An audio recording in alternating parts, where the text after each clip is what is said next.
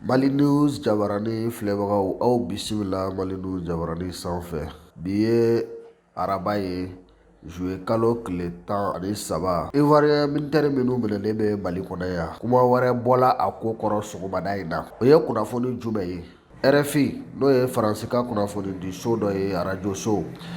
Olu y'a yira k'a fɔ ko l'ONU yɛrɛ wulila ka sɛgɛsɛgɛli kɛ nin militaire minɛlen ninnu kan. Mais n'i y'a lajɛ i b'a ye k'a fɔ u ye kunnafoni min di o kunnafoni bɛ Mali autorités ye fɛn o fɛn fɔ nin ko kan o b'a yira ko o b'u jo fɛ.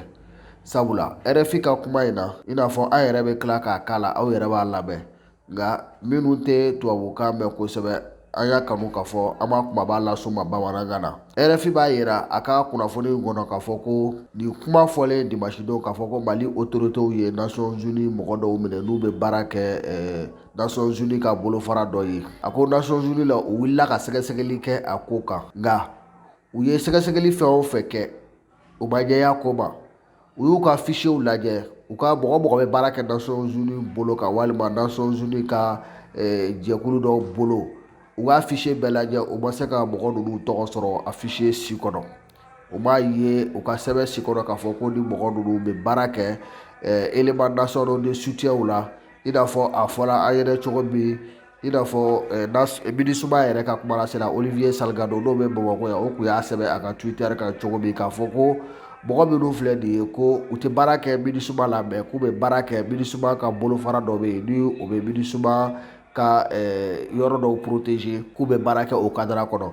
Nka l'ONU yɛrɛ min ye bakuruba ye ni papier bɛɛ bɛ taa yen nɔ olu y'a jira k'a fɔ ko u ka tɔgɔ si tɛ yen nɔ u ka foyi tɛ yen nɔ k'a fɔ ko u bɛ baara kɛ MINUSMA yɛrɛ bolo. U ma dan o ma u y'a yira k'a fɔ ko ces hommes n'ont pas le statut d'éléments nationaux c'est-à-dire que ils n'ont pas a qualité t'u la an filɛ ko wagati min na k'a fɔ ko ninnu k'u bɛ baara kɛ nin élément in kɔnɔ. RFI kɔni ko k'a ye nin kunnafoniw sɔrɔ kunnafoni exclusive ko u y'a sɔrɔ ka bɔ source jɔnjɔn u y'a sɔrɔ ka bɔ Nations Unies mɔgɔ jɔnjɔnw yɔrɔ a fɔ ko bi an filɛ yɔrɔ min na ko Ivoirien militaire minnu kɔni bilalen filɛ ka na Mali la ko contrat foyi t'u o ni MINUSMA ka service si ni ɲɔgɔn cɛ. Min tɔgɔ yɛrɛ fɔla n'o ye Sahel Aviation Service ko contrat foyi tɛ yen papier foyi tɛ yen k'a fɔ k'u bɛ ka baara kɛ o service ye. Nations Unies ka kuma filanan la a y'a yira k'a fɔ ko d'ailleurs ko marifa min ko fɔla k'u tun bɛ avion filanan kɔnɔ ka na militaire ninnu ni u ka minɛnw marifaw tun tɛ avion kelen kɔnɔ sabula mɔgɔw tun bɛ avion kelen kɔnɔ mais avion filanan de marifaw tun b'o kɔnɔ. A ko marifa minnu tun bɛ avion filanan in kɔnɔ a ko Nations Unies yɛrɛ ka mission la a ko ni marifaw autoriselen tɛ. Donc olu t'a dɔn k'a fɔ u tun bɛ ka na kun min na Mali la surtout ka marifa sugu in t'u bolo u tɛ se ka na Nations Unies kɔni ka mission na ka marifa in t'u bolo. Nin kun ye RFI ka nin kuma ye sɔgɔmada in na bi araba sɔgɔmada la min ye Ivoirien militaire 49 minɛlen Mali la o ko kan nin ye kunnafoni kura ye k'a fɔ ko Nations Unies yɛrɛ ko a tɛ militaire ninnu ko la dɔn a t'a dɔn u bɛ ka na min kɛ Mali la wa marifa min b'u bolo o marifa yamaruyalen tɛ k'a ye Nations Unies yɛrɛ ka baarakɛla si bolo hali n'i ka militaire don marifa dɔw de bɛ yen o de bɛ d'i ma ko mugujugu minnu ko fɔla ko o mugujugu kɔni autoriselen tɛ Nations Unies kɔnɔna la.